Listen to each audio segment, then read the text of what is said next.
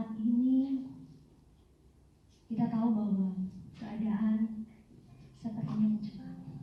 Tapi dalam Mazmur 91 berkata bahwa kamu tidak usah takut terhadap kedahsyatan malam, terhadap panah yang terbang di waktu siang, terhadap penyakit sampar yang berjalan dalam gelap, terhadap penyakit menular yang mengamuk di waktu petang.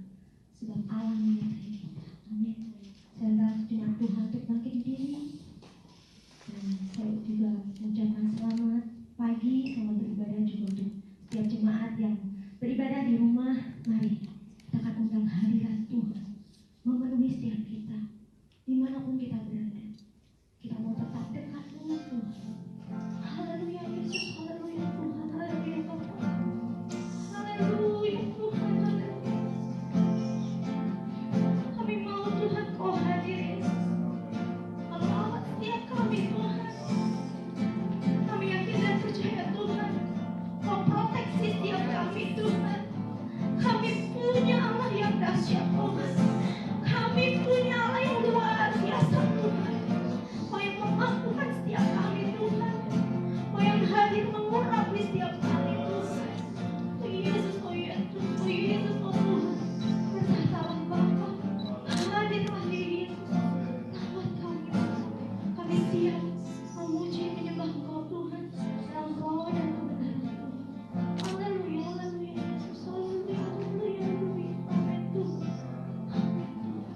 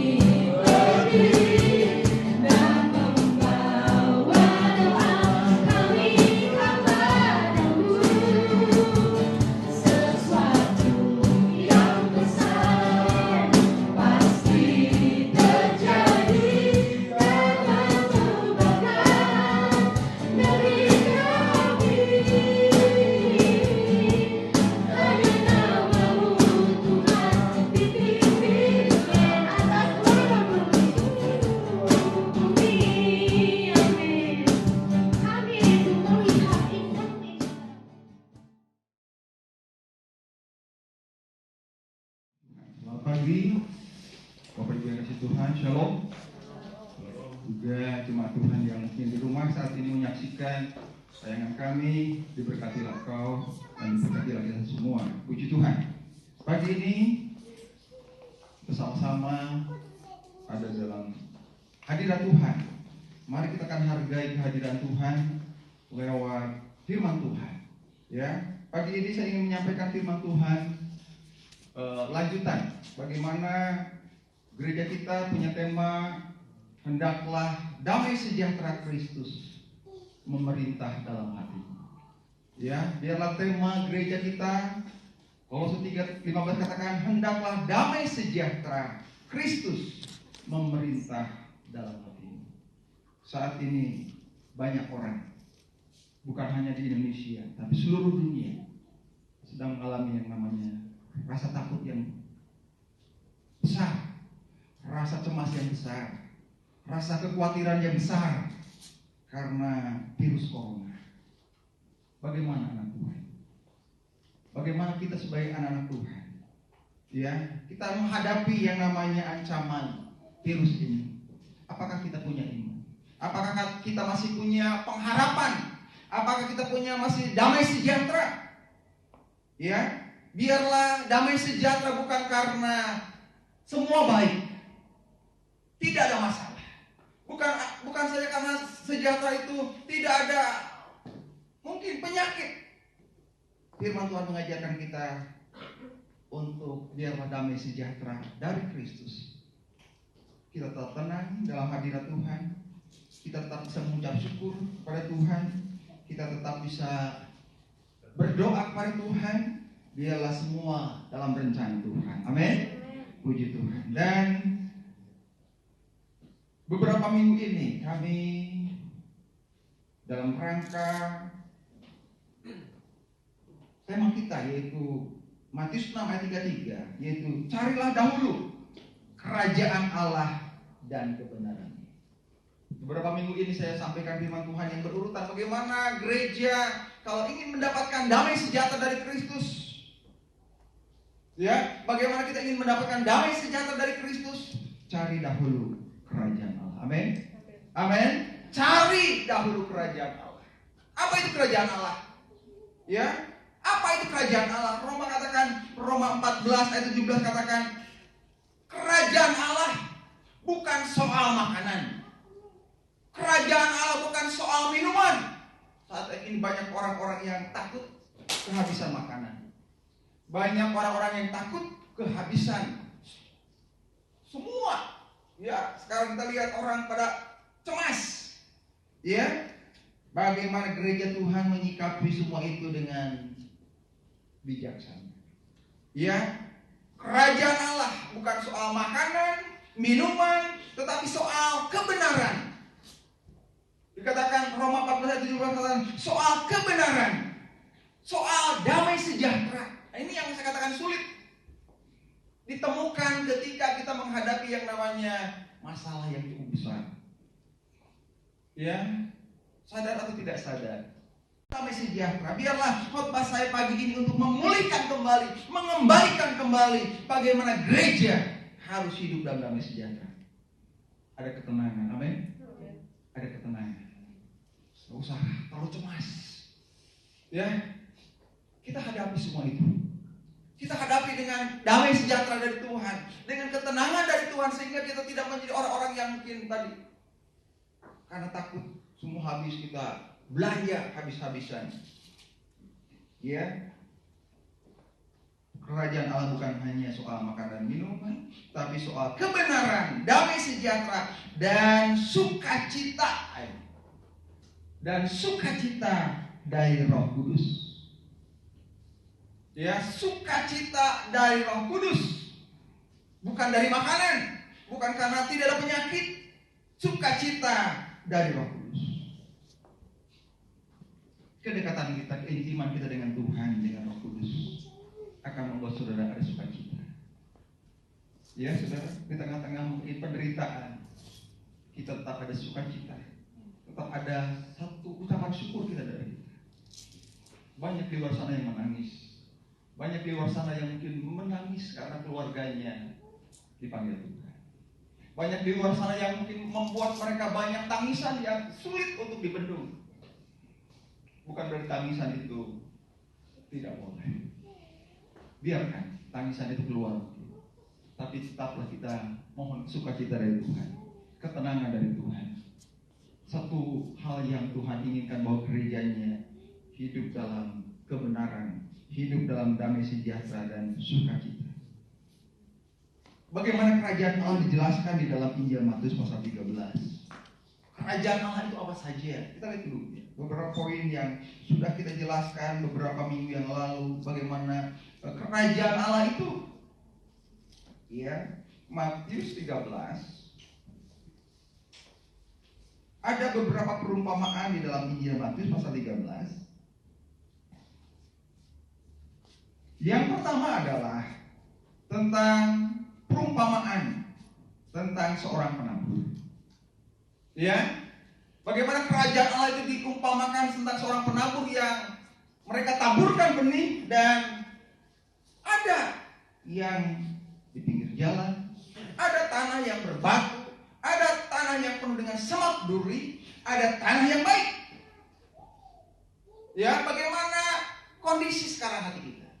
Apakah seperti tanah yang berbatu, mengeras, aduh Tuhan tidak tolong saya, Tuhan tidak bela saya, Tuhan tidak selamatkan saya.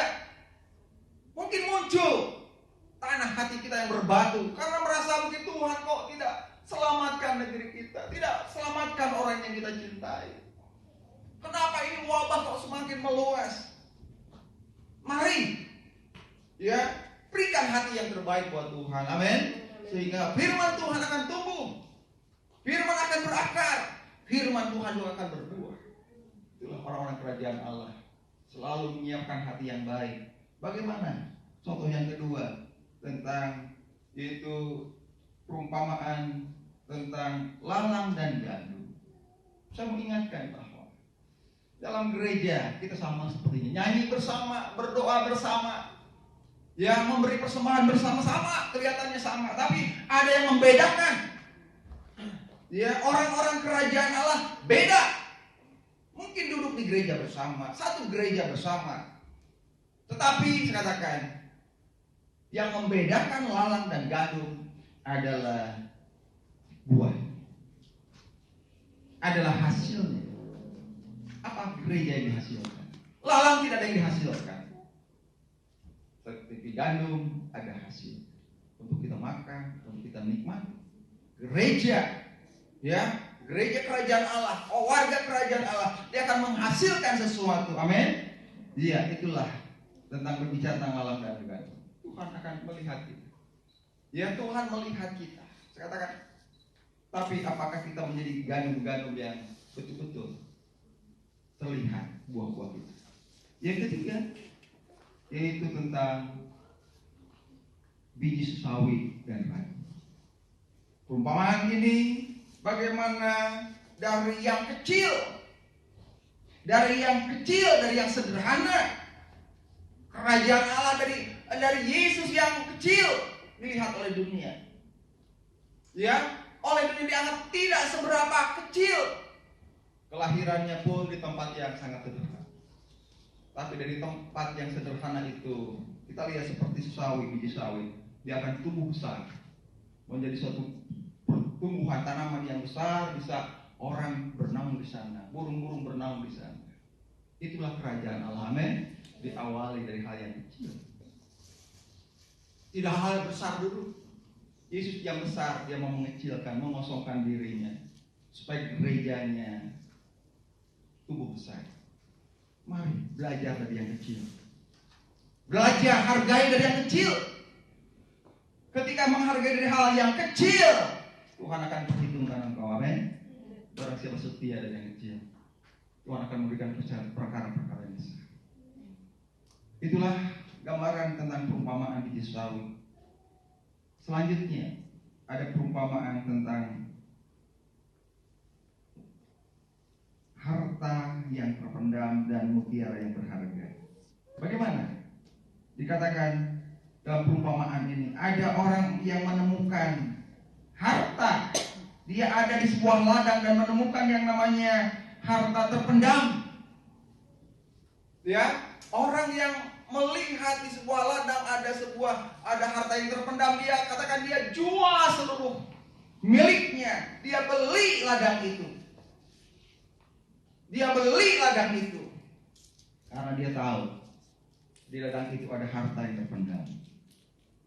Seperti Paulus, dia mau tinggalkan, dia jual ya kedudukannya sebagai seorang imam, sebagai seorang keyahudian, dia tinggalkan itu, jual semua. Dia sudah menemukan namanya Yesus kerajaan Allah. Dia lebih berharga dikatakan.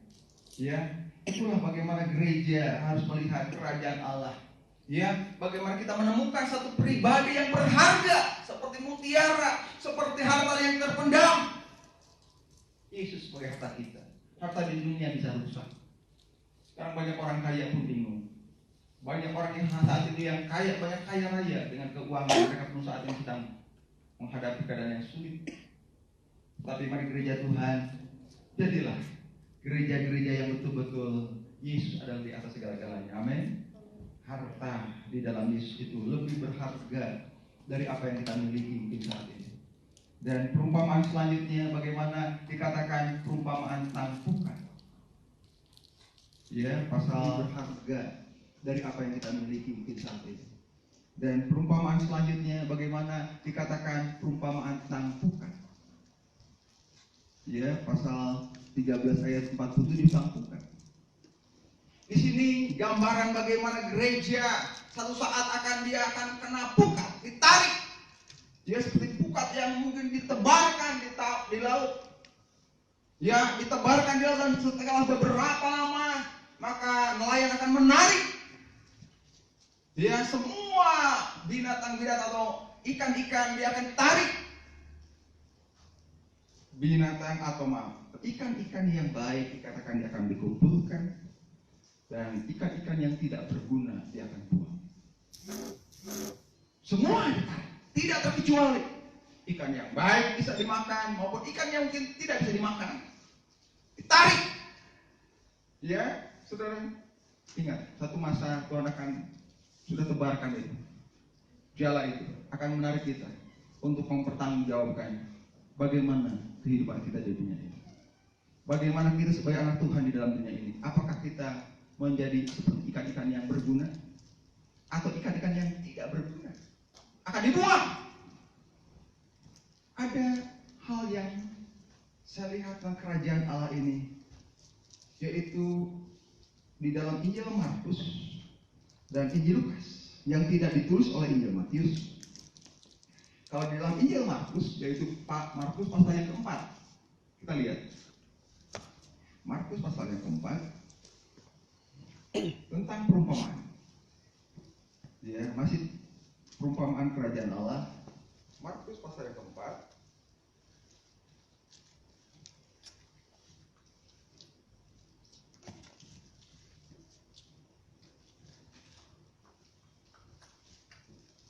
Ya, ayatnya ya tentang ayat 21 tentang perumpamaan tentang pelita dan tentang ukuran. Ya, di dalam Injil Matius tidak disebutkan perumpamaan tentang kerajaan Allah, tidak ditulis oleh Matius, Injil Matius.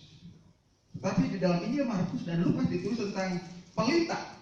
Saya tertarik dengan ini, tentang perumpamaan ini, dan juga Injil Lukas. Hampir sama ceritanya, tapi saya coba ingin melihat kita dalam Injil Lukas pasal 8. Sama ceritanya.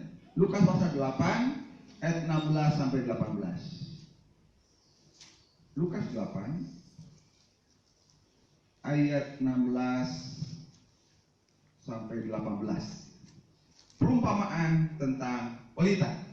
Saya akan bacakan demikian. Lukas 8 ayat 16 sampai 18. Tidak ada orang yang menyalakan pelita lalu menutupi dengan tempayan atau menempatkannya di bawah tempat tidur. Tetapi ia menempatkannya di atas kaki dian supaya semua orang yang masuk ke dalam rumah dapat melihat cahaya itu. Sebab tidak ada sesuatu yang tersembunyi yang tidak akan dinyatakan, dan tidak ada sesuatu yang rahasia yang tidak akan diketahui dan diumumkan. Karena itu, perhatikanlah cara kamu mendengar. Karena siapa yang mempunyai, kepadanya akan diberi. Tetapi siapa yang tidak mempunyai, daripadanya lah akan diambil juga apa yang ia anggap ada padanya. Kita lihat dari perumpamaan tentang pelita. Saya katakan, ini yang saya akan ambil karena tidak ditulis dalam Injil Matius, tapi ditulis dalam Injil Markus dan Lukas. Ini pun bagian dari kerajaan Allah, perumpamaan kerajaan Allah tentang pelita. Ya, ada orang yang menyalakan pelita. Mungkinkah dia simpan di bawah, dikatakan di bawah namanya tempayan? Mungkinkah di tempat di bawah, dia menyalakan pelita dan ditempatkan di bawah tempat tidur? Apa yang menarik di sini? Orang Yahudi rupanya ini bukan sesuatu yang menarik. Mereka sudah terbiasa dengan untuk menutup pelita dengan tempayan. Mereka sudah terbiasa untuk menyimpan pelita di bawah tempat tidur. Mungkin alasannya apa? Belajar bagaimana orang-orang Yahudi rupanya mereka ada hari-hari. Ada hari-hari khusus, hari-hari khusus supaya di rumahnya harus tetap menyalakan pelita. Tidak boleh dimatikan. Ini orang-orang Yahudi. Jadi setiap rumah harus menyalakan pelita. Setiap ada yang 8 hari terus menerus, ada juga seharian penuh. Ya saudara, ini ada perayaan-perayaan Yahudi yang harus memaksa mereka untuk tetap menyalakan pelita. Bagaimana ketika waktu malam? Apakah pelita itu harus terus disimpan di kaki dia? Mereka biasanya menutup dengan tempayan, karena tempayan mereka terbuat dari kayu. Ya, dikatakan ditutup sehingga tidak terlalu bercahaya terlalu luas. Ada juga yang mereka menyimpan di bawah tempat tidur, kolong tempat tidur. Itu biasa mereka lakukan. Jadi apa yang menariknya? Ya, bagi orang Yahudi ini tidak menarik, biasa. Tapi bagi Yesus itu sesuatu yang menarik. Perumpamaan ini, gereja, warga kerajaan Allah, ingat apa itu artinya tempayan? Apa artinya itu yang namanya gambaran tentang tempat tidur? Tempayan adalah alat untuk menakar, ya, gandum atau jenis biji-bijian untuk di alat ukur. Ya, bisa lihat ada yang ukurannya besar, ada yang sampai 25 kilo, ada juga tulisan yang cuma 3 kilo. Ya bervariasi mungkin ya. Saya kata, ini yang namanya tempayan. Ya. Jadi mereka siapkan itu. Saya katakan hari-hari ini, ya orang disibukkan masalah tempayan, tempat makanan. Orang disibukkan dengan yang namanya makanan, soal makanan, soal pekerjaan, soal mata pencaharian, soal usaha. Hati-hati. Saya katakan zaman sekarang orang di dalam setiap usaha, pencaharian, pelita disimpan di bawah, bukan sebagai penerang. Dia simpan di bawah. Artinya, rupanya di dalam setiap usaha berbicara terang, berbicara kebenaran. Sekarang banyak orang-orang yang berusaha, yang bekerja tidak dalam kebenaran, tidak dalam cahaya. Orang berusaha dengan tidak memakai pelita. Orang mencari untuk makan, tidak peduli dengan pelita. Sudah, nggak perlu. Simpan di bawah. Tidak ada lagi kebenaran mereka. Ya, kita lihat banyak kejadian-kejadian yang sangat menyakitkan. Seorang ibu yang karena kebutuhan untuk anak susu, dia datang ke supermarket, pura-pura belanja, dia suputkan, dia simpan susu mungkin buat anaknya. Apa yang dilakukan? Sangat menyakitkan. Mungkin ini sebuah kenyataan yang mungkin terjadi karena masalah makanan, masalah tempayan, masalah kebutuhan hidup. Orang berani tidak lagi memakai pelita, tidak ada lagi terang. Yesus mau ingatkan warga kerajaan Allah, apapun usaha kita, apapun mata pencaharian kita, biarlah kita mau pelita itu tetap menyala, amin, tetap menerangi setiap usaha kita, setiap kebutuhan kita. Firman Tuhan akan menerangi setiap mata pencarian kita. Usaha kita sekecil apapun, ya, penghasilan kita, mari kita akan menghargai pemberian Tuhan. Kita mau nikmati dengan firman Tuhan, cahaya firman Tuhan, sehingga sekarang katakan bakul kita selalu diterangi, usaha kita diterangi oleh firman Tuhan. Dan yang selanjutnya berbicara tentang pelita di bawah tempat tidur. Jadi pun saat ini sedang terjadi di mana-mana pernikahan hancur. Mereka tidak lagi memakai firman Tuhan. Kebenaran sudah tidak mereka peduli lagi. Mereka hidup dalam kegelapan. Kehidupan pernikahan sekarang sangat hancur, menyedihkan. Baik orang-orang yang notabene berkata dia adalah orang Kristen, orang aktivis. Tetap kita lihat ada contoh-contoh yang sangat mengerikan. Pernikahan mereka hancur, bubar. Ketika bubar, anak menjadi bingung. Kita lihat ada sebuah kejadian seorang anak yang jatuh dari sebuah apartemen. Ibunya menangis, ibunya histeris melihat anaknya. Itulah keadaan rumah tangga yang tanpa firman Tuhan. Itulah keadaan keluarga yang tanpa penerang. Itulah keluarga yang tidak memperhatikan namanya pelita. Dia simpan di bawah tempat tidur. Dia simpan di bawah tempat tidur. Dia tidak perlu yang namanya penerang. Tidak perlu kebenaran. Hati-hati gereja Tuhan di akhir zaman ini. Gereja, warga kerajaan Allah. Jagai, perhatikan pernikahanmu. Amin. Amin. Perhatikan pernikahan. Perhatikan keluarga kita. Itu kita harus menghargai. Simpan, dikatakan. Simpan. Taruh pelita itu di atas kaki dia. Kaki dia adalah tempat untuk menyimpan yang namanya pelita itu. Dia simpan di sebuah tempat yang bisa kelihatan di mana-mana. Seluruh ruangan bisa kelihatan. Setiap orang yang ada di ruangan kelihatan. Ya, setiap benda dalam ruangan kelihatan. Setiap keadaan akan kelihatan. Dikatakan ayat ini, dikatakan ayat 17 katakan, sebab tidak ada, ayat 17 katakan, sebab tidak ada sesuatu yang tersembunyi yang tidak akan dinyatakan, dan tidak ada sesuatu yang rahasia yang tidak akan diketahui dan diumumkan. Hati-hati, suatu saat buku kita akan diumumkan. Rumah tangganya Bang Riki, bagaimana? Tuhan akan umumkan. Rumah tangga Bapak Gembala, mungkin Pak Herson akan diumumkan. Ini diterangi. Orang kita mungkin tutup. Sekarang banyak orang yang berrahasia, nutup keluarga kita, menutupi dengan berbagai cara. Ya, untuk menutupi mungkin setiap hal yang tidak baik dengan kita. Satu saat itu akan dibukakan jelas. Siapapun kita, perhatikan, saya katakan, keluarga kita, biarlah firman Tuhan tak menjadi pelita.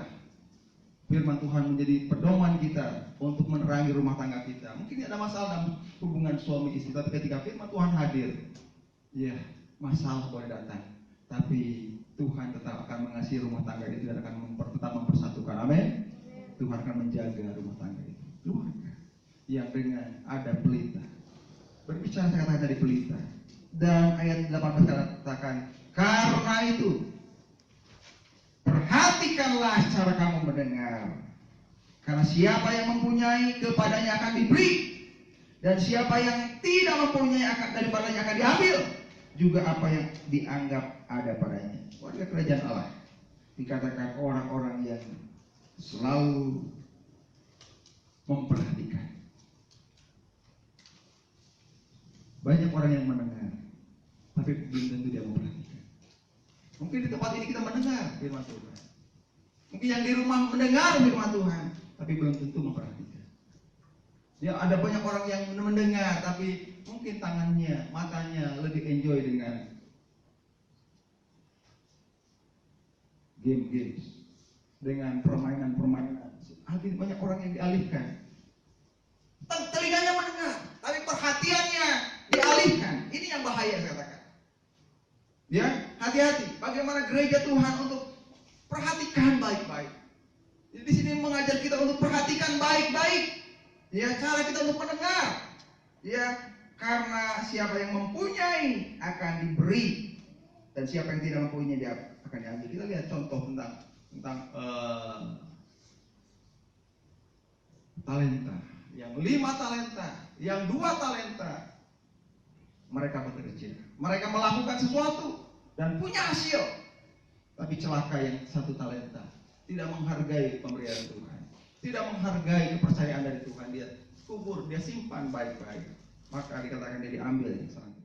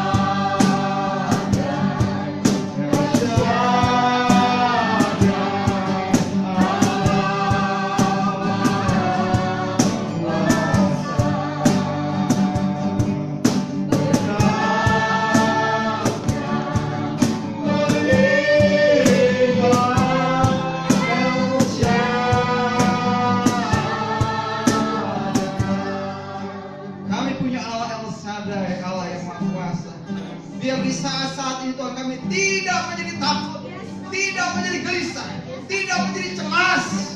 Tapi kami punya Allah yang berkuasa, akan menjaga, melindungi kami. Tuhan, ajar kami menjadi orang-orang yang bijaksana dalam menghadapi situasi ini. Kami bersyukur buat firman Tuhan pada siang ini. Roh Kudus, jadikan pelita firman Tuhan menerangi hati kami dalam setiap kegelapan yang sedang terjadi di dunia ini, kegelapan yang sedang terjadi dalam lingkungan kami, dalam keluarga kami, dalam usaha kami, dalam rumah tangga kami. Firman Tuhan menjadi penerang dalam jiwa kami, dalam pelayanan kami. Tuhan, terima kasih. Wabah yang sedang terjadi, Tuhan, biarlah firman Tuhan menjadi jawaban bagi kami untuk kami tetap berjaga-jaga. Terima kasih Tuhan, terima kasih Bapa, terima kasih Tuhan. Oh, cuma Tuhan di tempat ini maupun di rumah dimanapun mereka melihat, Tuhan, mari Allah melawat kami, Tuhan. Roh Kudus melihat setiap keadaan kami. Roh Kudus akan melawat, memulihkan setiap keadaan kami. Pulihkan bangsa kami, pulihkan negeri kami, pulihkan kota kami, pulihkan gereja Tuhan. Dengan cara Tuhan, dengan cara Tuhan, pulihkan bangsa kami, pulihkan negara kami. Pulihkan Tuhan, pulihkan dalam nama Yesus, pulihkan dalam nama Yesus. Kami hanya bisa berdoa, kami hanya bisa berserah kepada Tuhan. Engkau yang punya kuasa, Tuhan. Ampuni sikap kami, Tuhan. Ampuni kekurangan kami. Ampuni segala hal yang tidak berkenan di hadapan Tuhan. Layakan kami, Tuhan. Layakan kami. Berkati kota kami, berkati daerah kami, berkati gereja yang ada, Tuhan. Terima kasih Tuhan. Terima kasih Tuhan. demikian saudara kasih, pulanglah dan terimalah berkat dari Allah Bapa, Putra dan Roh Kudus, yaitu di dalam nama Tuhan Yesus Kristus. Biarlah kasih karunia Allah, perlindungannya, serta damai sejahtera menyertai engkau dari hari ini sampai Maranatha. Diberkatilah kiranya dengan berkat Abraham, Ishak dan Yakub, yaitu berkat dari Tuhan Yesus Kristus. Diberkatilah keluarga dan rumah tangga. Diberkatilah kiranya usaha dan pekerjaanmu, dan diberkatilah kiranya kesehatanmu, dan diberkatilah kiranya masa depan. Di dalam nama Tuhan Yesus Kristus, yang seiman katakan sama-sama. Amin. Tuhan memberkati.